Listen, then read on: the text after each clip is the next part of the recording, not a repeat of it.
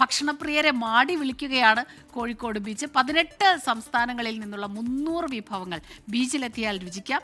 എൻ്റെ കേരളം പ്രദർശനമേളയുടെ ഭാഗമായി കുടുംബശ്രീയാണ് food court സജ്ജീകരിച്ചിട്ടുള്ളത്. രുചി വൈവിധ്യത്തിൽ പേരുകേട്ട കോഴിക്കോട് ആദ്യമായാണ് വിവിധ സംസ്ഥാനങ്ങളിലെ വ്യത്യസ്ത വിഭവങ്ങൾ ഒരു കുടക്കീഴിൽ അണിനിരക്കുന്നത്.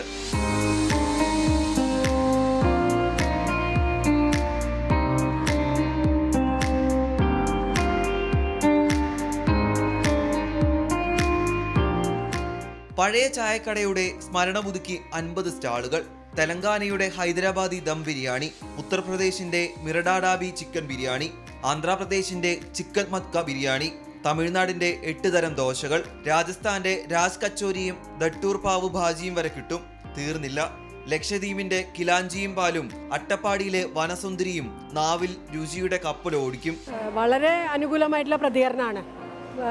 കുടുംബശ്രീയെ സംബന്ധിച്ചിടത്തോളം ഇത് കോഴിക്കോട് പ്രതീക്ഷിച്ചതുമാണ്.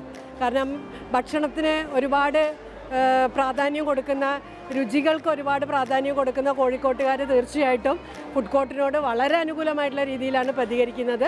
വൈകുന്നേരങ്ങളിലൊക്കെ നല്ല തിരക്കാണ്. ഒരുപക്ഷെ നിയന്ത്രിക്കാൻ പറ്റാത്ത വിധത്തിലുള്ള തിരക്കിലേക്കാണ് പോകുന്നത്.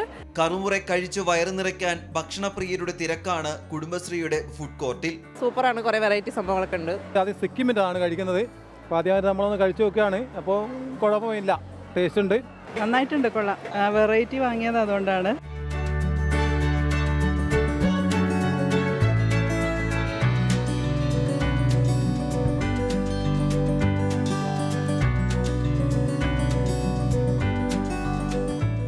ഒരേ സമയം 600 പേർക്ക് ഇരുന്ന് ഭക്ഷണം കഴിക്കാവുന്ന രീതിയിലാണ് സജ്ജീകരണം.